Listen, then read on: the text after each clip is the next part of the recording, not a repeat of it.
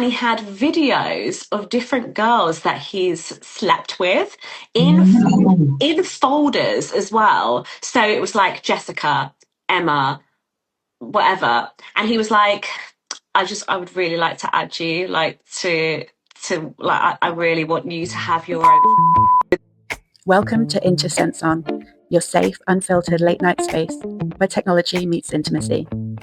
Recorded live with members of our community, we're talking about everything from modern love to dating disasters and self-exploration, just like you would with your best friends after midnight. I'm your host, Natalie. Let's get into it. So I feel like, Katerina, I feel like I could probably do this entire live just going through my many dating horror stories. But I know that obviously this is your specialist area and you've got to have heard some absolute clangers in your time. I'm just wondering if you have any favourites that you can remember that you'd like to start us off with. Honestly, I've had so many. It's up until I met my partner, where like it was just one bad day after another. So there's been so many. I think one that stands out for me is when I went on a date with someone and it got to the end of the day and their card got declined. Which was a bit, yeah. And it was kind of annoying because he was the one who suggested like the day, and he wanted to go somewhere quite fancy. I was up for like literally just going for like a coffee. I Yeah. wasn't about going somewhere fancy. And anyway, his cards got declined, and then he was like, "Oh, I'm so sorry. Do you mind paying for this? And I'll get the next one." And then literally just got up and left me with the bill. Like he didn't even wait for me to pay. He just got up and left. And I was really upset, and I was like, I decided to call my mum, and I was like, "Oh, mum, like this guy, he's left me with the bill, and I can't afford it either. Like, blah blah blah." And then what happened? And then it kind of it took a good twist, because then what happened was someone on the other table, older man, I would say like my dad's age, maybe a bit older. I was like, "Oh my God, I overheard what happened to you. I hope you're okay." And then we started chatting, having a chat, and then he paid the bill for me. And he didn't want anything from it either. It was just like he felt so sorry for me and so sad. See, that is the golden age of gentlemen, I think. Yeah. There was younger guys, if you want to know how to really, because some of you guys like to talk about, a loneliness epidemic and girls. Like, if you want to know how to get girls, look at how they treated women back in the day. People keep talking about, we want women to be like they were back in the day. We would like some of that golden age of gentlemanliness back. Yeah, well, we'd be nice. We'd be nice to bring that back in. So that took like a nice turn. And other ones, I fell down a drain once on a date. I fell down a drain. I like stood on like a dodgy drain, and then I literally like fell. Like it wasn't even just it was like a full fall up to my waist down a drain. Were you in heels as well? I'm in heels as well, and they were like these slip-on heels, and they fell, so I lost my heels as well. And then he had to like pull me out of the drain, and like my whole legs were like covered in like sewage. It was so disgusting.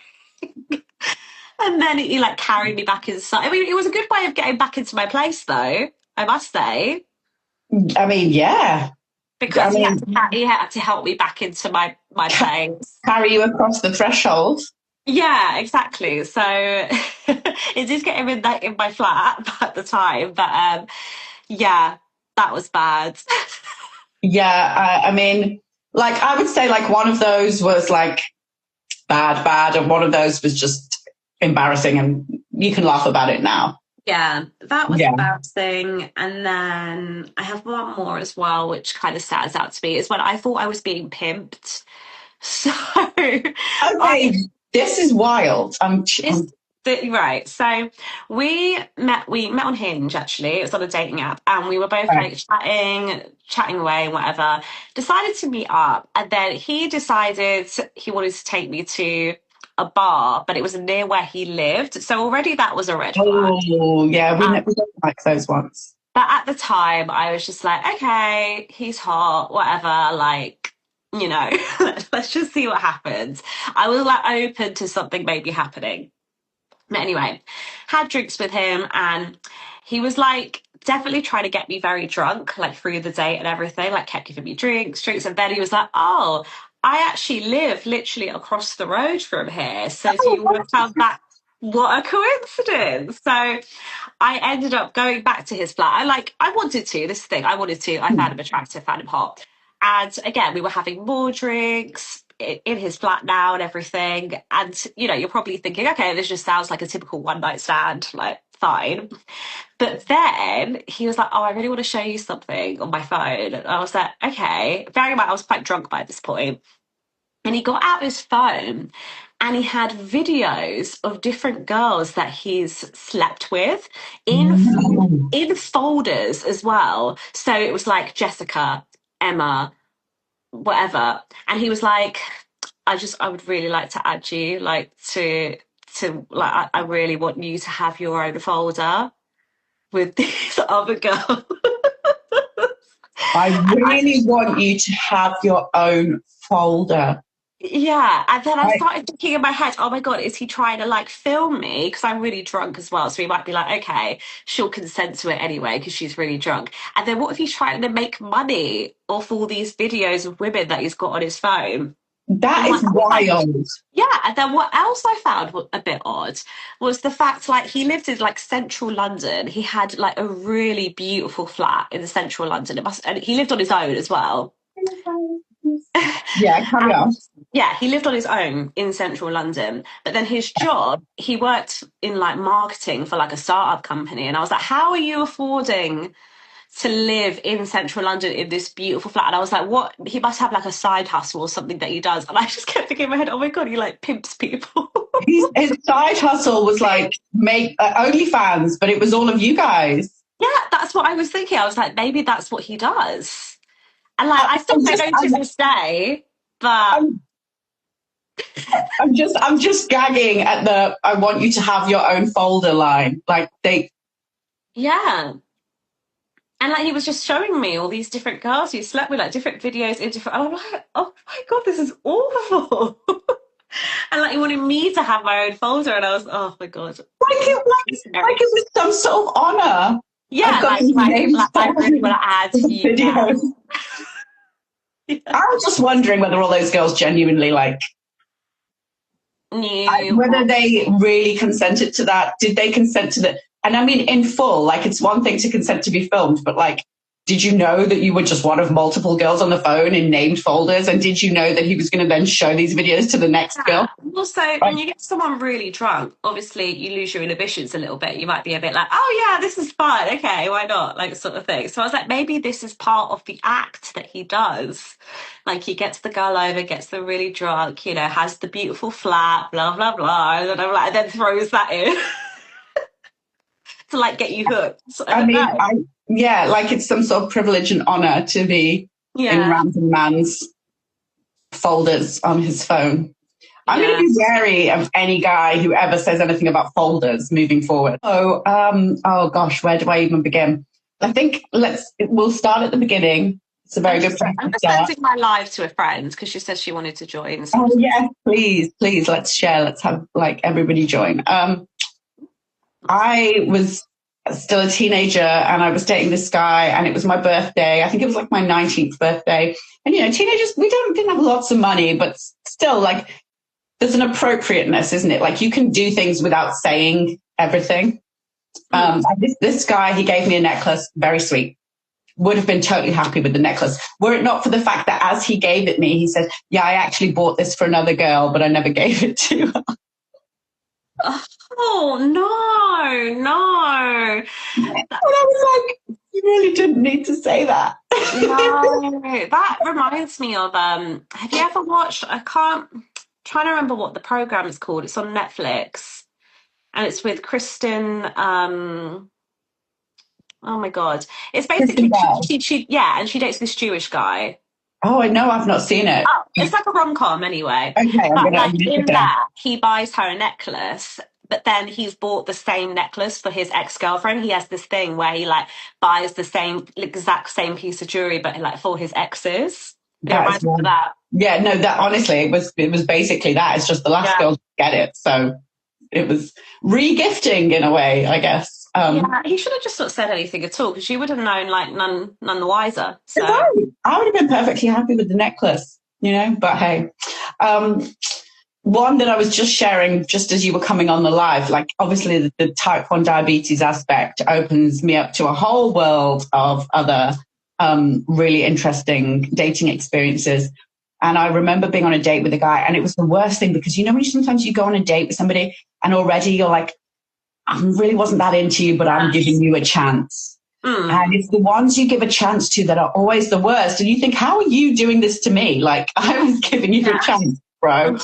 And I was on this date with this guy, and we'd just gone for coffee. It was all very pleasant until he looked at me and he went, so do you find it hard to get a boyfriend because of your type 1 diabetes? Why? I've never really thought about it until this moment. how does that even come into play? Like, saying, do you find it hard to get a girlfriend being such a dick? But, you know, I restrained myself. No, but I just don't know how that even comes into play. My friend JJ is crying, and he is an incredibly good looking type 1. So if you ever wanted to know about, I can't even imagine a girl saying that, right? Exactly. Like if you ever want to see, listen, us type 1s, there's something in the insulin because, yeah. The baddies. You're all baddies. But I think my saddest dating horror story, it wasn't even like it was an early date. I'd been seeing this guy for a few months. And it was like, I guess it was a situationship. It wasn't a relationship, but he had said that he wanted to spend Christmas with me. So I was like, yeah, normally I go and spend it with my family because I'm like single Pringle. I'm going to go and I'm going to friend. He's like, friend, question mark. We'll see. We'll see, AJ. We'll see. Dating on a Dating Horror Stories live. So I said, cool, I will stay here in my apartment. I won't go back to my family for Christmas. And I was quite excited. I was like, I'm going to do the Christmas couple thing. And like, so I put loads of prep into it. I'd gone out and spent loads of money on food, and I'd done all the presents, and they were all wrapped in like matching wrapping paper. And I got up super early on Christmas Day and I cooked Christmas dinner from scratch. And then I sat there and I waited. And I didn't even open presents for my family because I was like, I'm going to wait and we'll open presents. Until he gets there, yeah. Yeah, I waited and waited and waited and waited. And he stood me up on Christmas Day. That's so bad. He didn't even text me to say he wasn't coming. He just, it went from light to dark, and the dinner just went bad in the oven as it stayed warming for like. I just don't know how you can stand someone up on Christmas. Like, I genuinely thought like awesome holiday. Like, why? I was genuinely like, this is the most cruel. If somebody asked me to dream up the most wild, cruel, and unusual punishment for somebody, I couldn't even fathom that it was so cruel. And I was like, did I do something to what? Did I kill one of your family members? And this is some kind of revenge? Like, what actually did I do to deserve that? It was wild. That is crazy. It's giving like EastEnders Christmas Day, you know, when it's like, I don't know, something really dramatic happens, like you find out, I don't know, someone's having an affair or whatever, and then you're like, I've done the dinner, it's over. Yeah, you know what? I probably, if somebody had given me a doof, doof, doof, doof, yeah. I would have probably felt better about the whole situation. I'd have been like, oh, but no, I just sat here. Did he text you did he say anything like, oh my God, I'm so sorry? Did he call you or anything? He called me in like the middle of the night later on and was like, oh, I'm so sorry. Oh, Christmas is done by then. It's done. It's finished. And I was like, at this point, I'm just like, I'm assuming you have a wife and a family somewhere else, because like, why else would you stand somebody up on Christmas Day? And the worst thing is I couldn't even tell my family. To this day, I've never told my family that, because they would be so devastated at the idea that I spent Christmas. Oh, bless you. Oh, that's horrible. Yeah. So like that one was wild. That one was I wild. think if I told my family that, they was like, go and find this person and maybe so I know. angry. My dad probably would. So I'm like, you know what? It's probably best for all parties involved that I don't tell my family. Yeah, fair Yeah. enough. Oh, that's Yeah. so But bad. I went to the lengths of, because they knew that I was staying here to be with this guy, that Yeah. they me and they were like, oh, what did he get you for Christmas? And I dug out an old bracelet and took a picture of an old bracelet on my wrist and went, oh, he got me this, because I couldn't tell them. Oh my God, that's awful. I couldn't tell. The lengths that I went to, it was actually wild. And the worst thing was I felt so sick. I couldn't even eat the Christmas dinner at any point. No, And so you'd be completely put off by then. Yeah. yeah, I tried to like pack it away at some point in the night. And the thing was, it'd been left in the oven for so long that when I tried to eat it the next day, like it was just disgusting anyway. So I just threw away hundreds of pounds worth of food, like an entire like cake, like everything. Oh my God, that's awful. I can laugh about it now. I hope he spends Christmas on his own next year. I hope he spends Christmas in prison next. It's actually scary, isn't it? How many dating horror stories that are out there. Like I hear it so much. I see so much of it on social media. Like, I don't know. What do you think? It's like something that's like, it's always been this bad? I think with like dating apps, definitely, like since definitely in my generation and probably yours as well. Like, do you remember when Tinder first got introduced and it was literally like kind of portrayed as like the hookup app? So Yeah. it's like, oh, you're on Tinder to hook up with someone. And I would literally put myself in such like dangerous situations and would like, I'd go and meet a guy, wouldn't tell my friends, wouldn't tell my family where I'm going, his address, what I'm doing and stuff. And it's like that was so normal back then as well, just to like go do that. So yeah. I think it's definitely got worse since dating apps have come. I agree. I definitely think it's got worse because like before dating apps, it was even slightly like, you know, when it was just social media, it was kind of a bit sad to try and meet somebody through social media. Like, yeah, well, you still met people in real life in a bar. Yeah, well, because it was always a bit of trade, like, oh, it's a bit sad to be on a dating app or be on a dating website or something like that. Yeah, and then now it's kind of like it's fully gone the other way. And I just feel like it's a little bit like, I saw a great video just yesterday or the day before with a guy who was going like, options it's not a flex. Like everybody has options in inverted commas, but options doesn't mean like you've got people who are serious about you or people that it's real or it's meaningful or it's any of those things. That's just the world that you live in with social media and dating apps. But like if out of all of those options, there's really only one or two people who you could have some genuine alignment with. Like, what are you doing? Why are you treating life? Why are you going through life like you think you're some sort of like prize with options when in reality, like everybody else, you've probably got one or two people you could have a genuine connection with. No, I agree with you 100%. Also, like for me, I didn't even like my partner, I didn't even meet him on a dating app. But for ages, I was like using them.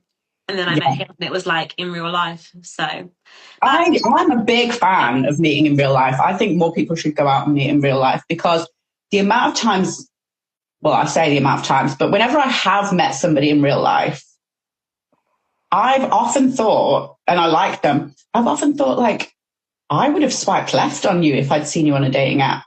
Because what I like about you is that there's the French say that je ne sais quoi, it's that spark, it's that something between you that you can't capture. I agree. And also like, I think a lot of men sometimes don't know how to do their dating profiles as well. So naturally, I think you would swipe left on certain people just because they don't know how to put together a profile that looks appealing. And they don't know how to read a profile either. This is one of my massive, massive bugbears. So as you know, I talk about a lot of things, and one of those subjects is politics. Like, I won a political reality show. I'm not a politician, but it gives you some insight into the type of person that I am. Yeah. I have an opinion on everything. So I put that on my profile. It's actually under my 2 truths and a lie, but it's kind of obvious which ones are the truths and a lie. I've got a video from the show also on my profile, so you can see me walking down Downing Street. So it's kind of obvious that I have at least a political inclinations. And yet I am often shocked at the amount of times guys will match with me and they've clearly only looked at my pictures, because we'll start talking and we'll maybe talk for a couple of weeks, and you talk about all the fun stuff first. And then I'll say something slightly political, and you can almost see the eye roll or hear the sigh through the phone. Oh, yeah. You're one of them. And I'm like, I made that very clear on my profile. Why did you match with me if you don't like that about me? Like, you've just wasted 2 weeks of my time talking to you. Yeah, exactly. Like, they should know what they're getting into first. Before. Yeah, I mean, listen, if a strong, intelligent woman scares you, move on, please. Yeah, maybe just move on. I'm just trying to think. And this wasn't a dating story as such, but it was an interaction with a very well-known celebrity male. And this is going back to the type 1 diabetes thing, which, like I said, adds a whole new element of potential catastrophe to any experience. But I was... I'd had a little moment in the press, and I was invited to join Joey Essex at the launch of his new teeth whitening product. I thought it should be pink. So I had to walk the red carpet. Listen, I've never really watched, I'm terrible, I don't watch Love Island or The Only Way is Essex or anything like that. But that's my insulin pump beeping. I don't watch any of that, but I was still like, I know who Joey Essex is. That's kind of cool. And they were like, oh, we're putting you in Joey's booth. There's free champagne and this, that, and the other. I was like, cool. Yeah. So I get to this club, and I meet Joey and his friends. And I've got my insulin pump on my arm. And I'm not joking. This guy pokes it. Oh, my God. He pokes my insulin pump. And he goes, oh, what's that? What's he think it was? Like a beer bomb or something like that. I have no idea. Maybe he thought I was an android and I was going to go, oh, that's hilarious. I don't know. But he pokes it and he's like, what's that? And I said, oh, it's my insulin pump. I'm a type 1 diabetic. And he looks me up and down and he goes, is that from putting on weight? Oh, God. To my face. To my face. And I was absolutely, I think you know me well enough, Katerina, to know I'm not a particularly easy to rock person. I'm very confident. Yeah. I've been happy to wear my tech on show. I will talk about anything. But it rocked my confidence for a week afterwards. I started wearing my insulin pump in places where it was hidden. Oh my God. But it's also just people who are narrow-minded or just not, I don't know. I mean, I definitely realised at that point the whole stupid Joey Essex thing was not an act. Yeah, he is very, It was not an act. A bit ignorant as well, I guess. But yeah, he probably was just so stupid. He probably was just like, oh, what is this? What does it do? Is she Callum, I'm agreeing with you in the comments, Callum. It was awful. I did not think I was the type of person to get rocked. To have my confidence knocked at all, but I did. I hid it for a whole week afterwards, and I was not myself. And my brother, God, I love me and my brother. He's my best friend, and he knew that I wasn't feeling good. And by chance, the next week, he came across an advert in the paper, and it was completely ignorant. Yeah, he came across an advert in the paper, and he took a photograph of it and WhatsApped it to me. And he said, "How are you going to feel sad about this guy?" And the ad said, come to the opening of our kebab shop and meet Joey Essex. Oh, God.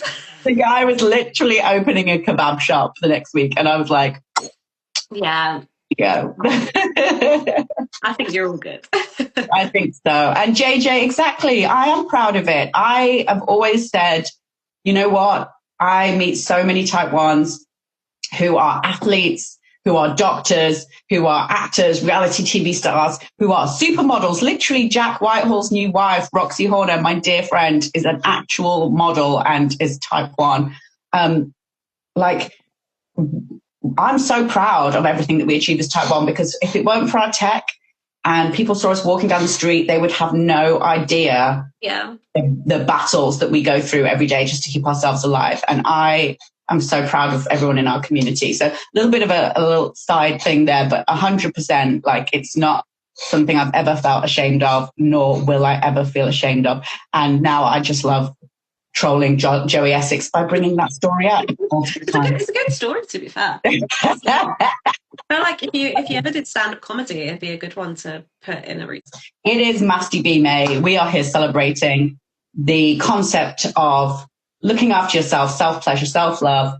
And of course, part of the reason that we should look after ourselves and love ourselves is because it can get sticky out there. And that's what we've been talking about tonight, is dating horror stories. So that one, Christine, that is another great example of why self-love is very important, because it is a constant. If you can self-love and look after yourself, no matter what happens in your dating life and your love life, that is something that you can always rely on. So, well, and also I think when you're in a place where you really start to love yourself and have self-love for yourself, you end up attracting the right person or being in the right space to actually meet someone as well. Absolutely. And until then, guys, you know that you can rely on SensOn, and it will never judge you.